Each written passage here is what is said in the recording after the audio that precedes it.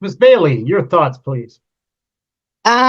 Yes, Your Honor. I have consistently made desperate efforts to take my son consistently on the days I'm supposed to get him, but Mr. Evans is a very difficult person to co-parent with, and a lot of times it turns very verbally abusive. In the past, he's physically abused. I've had to get PPO on him. He's difficult to deal with, and I lately I've just been trying to just have a set schedule, and he'll like call the day after I have Tyson, and he'll do something like, just last week I was supposed to have him for the whole week.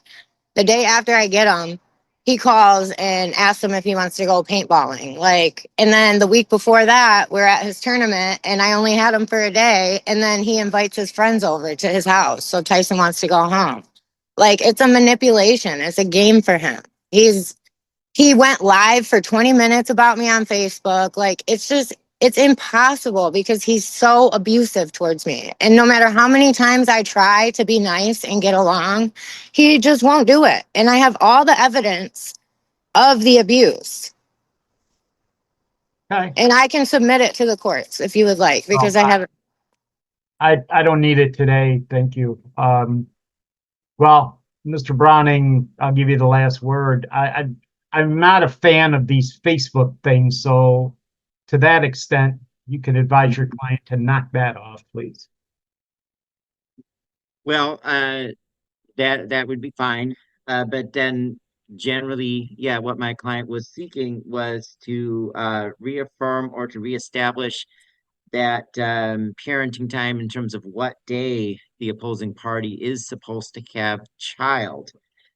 She has changed it unilaterally about 4 times, he says. So right now, he's kind of just dancing to her tune in that regard. I'm sure he would disagree that he's been abusive. And as you see, the file number on this begins with 10. So these two have not been living together for like 15 years, we can gather from that. So I don't think that she has a lot of contact with him. I mean, I could be wrong if this was filed originally as a child support case or if they reunited later. But when I see a case number beginning with 10, I think that it's been since 2010 that they've been. Buckle up, guys. Today we're stepping into a courtroom storm. Miss Bailey painted a vivid picture of co-parenting chaos. Verbal abuse, past physical abuse, manipulative antics like last-minute paintball invites, and Facebook attacks. She's documenting everything, and the tension is electric. This isn't just scheduling. It's a battle for control. Having this disagreement. The child is also about 16, I think, which would suit a case this old. So, the child wanting to go over to his dad's because of friends and stuff is fairly normal, and a certain amount of autonomy would be normal too. Well, I agree with you. If the other parent doesn't simply um, do things that would make parenting time difficult for the other parent because the child's going to want to be at their house, like inviting all their friends over, playing paintball, doing all these things. What does the order say what day it is? The order had said Friday. All right. So if they can't agree, you default to Friday. Very simple. Okay. There's no other way to. I hope parties can agree, and I agree with you, Mr. Browning, that um, there's been, at least from my perspective, very little by way of involvement with the court in that.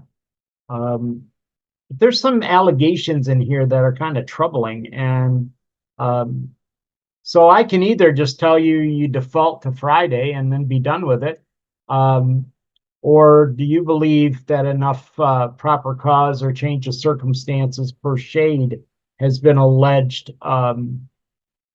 to proceed with a investigation and recommendation? Well, Your Honor, my client is concerned about. The judge and attorneys dig into the history. 15 years apart, a case dating back to 2010, a 16-year-old caught in the crossfire. Conflicts over parenting time, autonomy, and social life collide with legal orders. Friday is the fallback, but the underlying drama reveals deep-rooted co-parenting dysfunction and strategic manipulation. Opposing parties' living situation. Since she got out of incarceration, she's bounced from place to place. None of these have been her own residence, to our knowledge. Beyond that, it's been at least 5 years, or possibly 7, since the last time that child support and parenting time were reevaluated. So this All case right. is eligible for that. Well, and I just want to point out the fact that I understand that when you have a sheet, so to speak, it becomes a little bit more difficult um, to secure places. Yeah. But I think what I'm going to do is this. I'm not going to make any changes today, but just reiterate that the parties, if you follow the old order until it's changed. But I do believe, pursuant to Shade versus Wright, 291 Michigan Appeal 17, a 2010 case, that the more expansive definition of proper cause or change of circumstance has at least been alleged, and I do find probable cause.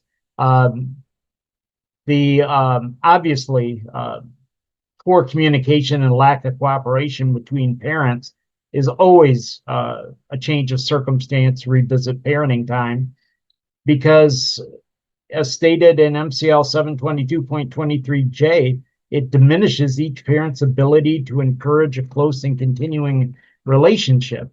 There's other issues too. Obviously, there are mental health issues, drug issues, non-payment of support, got issues such as stability of residence, which puts into question MCL 722.23 D as in David.